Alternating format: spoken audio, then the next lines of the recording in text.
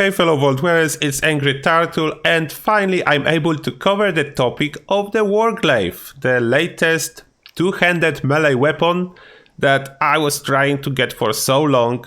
The good news is I did get it, and I did get this plan twice. The bad news is I did get it twice on the same character, and that's a stealth commando. This character was lucky enough to get it, and that's not perfect actually.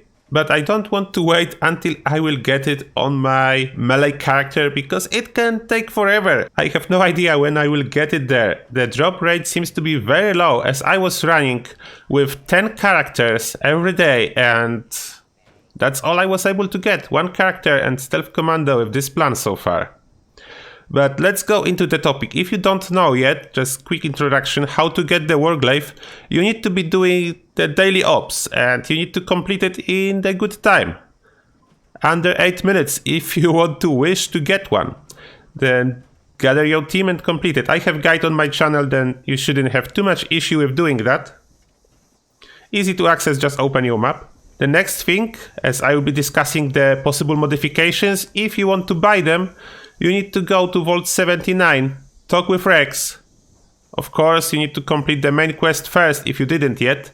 Talk with Rex and he will sell you these plans at the bottom of his list. He's a vendor there. And now, all the possible modifications that we have in here.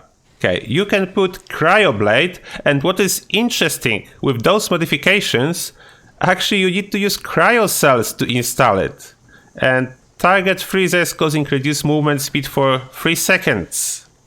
And cryo damage. And you can see the damage is 160. In my case, it will be higher if you are spec for this weapon. On Stealth Commando, it will be lower. Although I'm wearing Unyielding, then my strength is decent.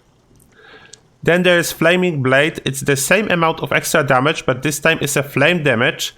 And you need fuel actually to install it. Another one is a Plasma Blade, doing energy damage, the same amount, and you need plasma core to install it. And last one, Shocking Blade, exactly same damage, but this time it says at electrical damage. You need to use nothing for it, like nothing special. There is no ammo required, like it's the only one without any special ammo required. And if you consider plasma and electric, I'm still not able to figure out what's the actual difference in the gameplay, apart from this one producing goo piles and this one not producing goo piles. It says plasma crit effects, and what I understand by that, those are goo piles. Then I don't know how this is good thing.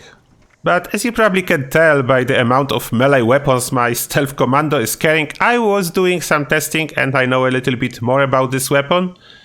I like some things, not everything, and let me get to the point. I really like how this electrified blade looks. It's really cool, and I was testing it mainly on Super Mutants level 75. I have a graph as well to show you, and as you can see by the resistance of this Super Mutant, it's 191 ballistic, 108 energy, immune to radiation, and 200 of the flame, frost, and poison. Then actually the flame, frost and poison is more resistance than standard damage. What's interesting to know, and another issue I found, like this stealth commando is insanely stealthy.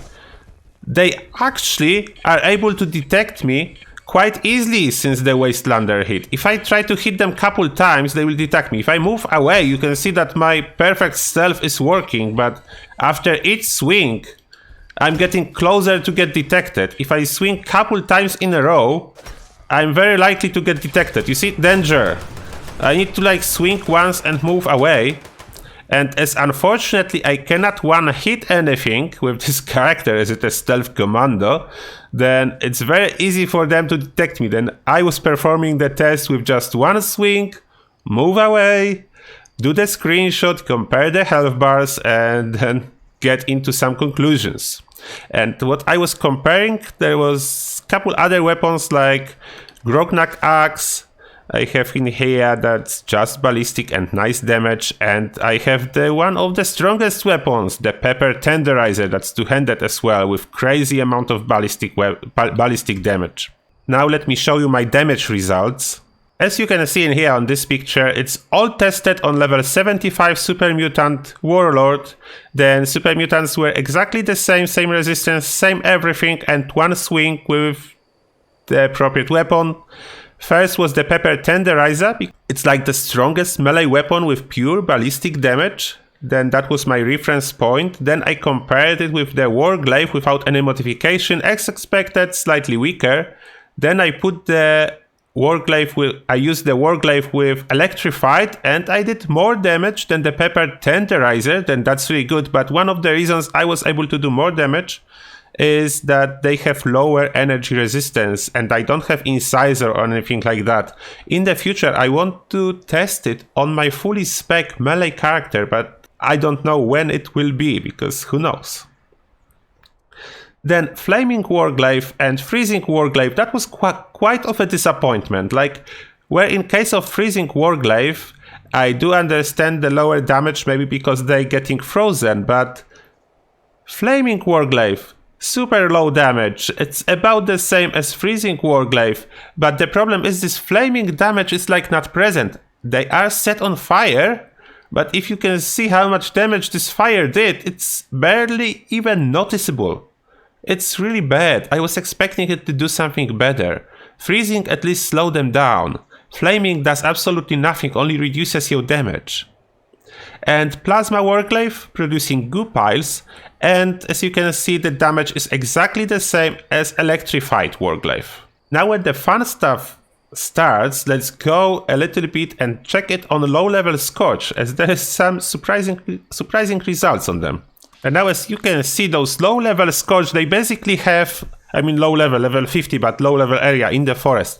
They basically have like no resistance. It's 2 of each. That's basically nothing. And now if we swing one guy like that with Pepper Tenderizer, it's one hit kill. Now we swing one guy with Electrified Warglaive.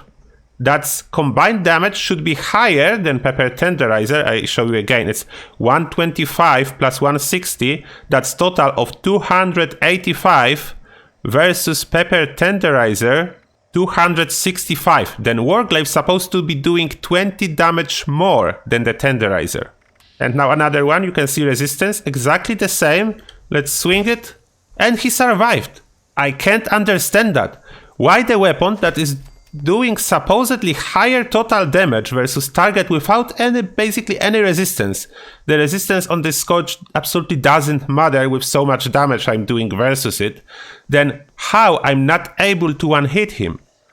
Just to compare now the Grognak Axe, one swing, one hit kill.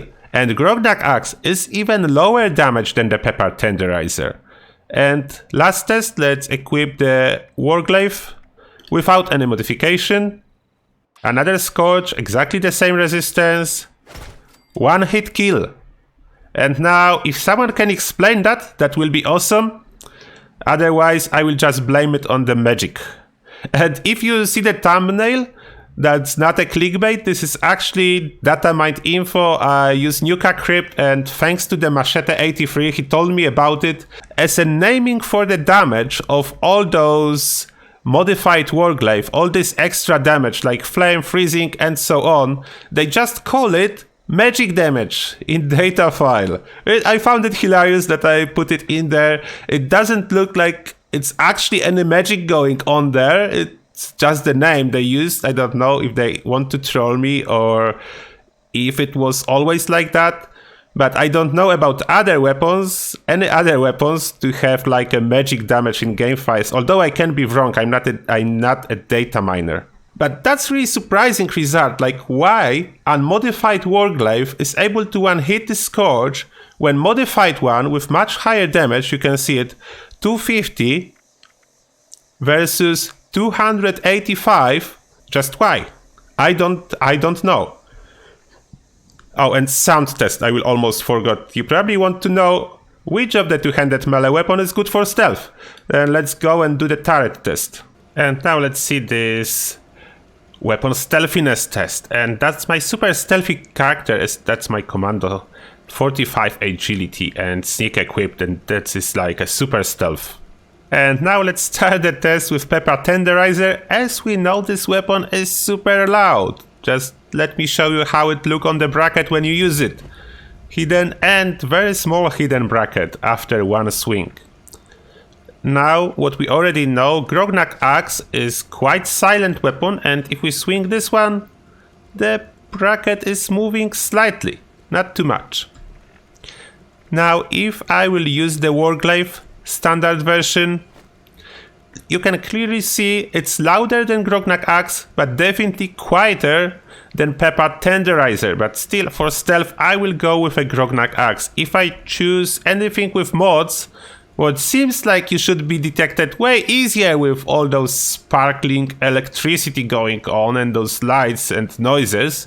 But if you actually swing it, it's exactly the same as unmodified warglaive. Those modification does not affect your chance to be detected.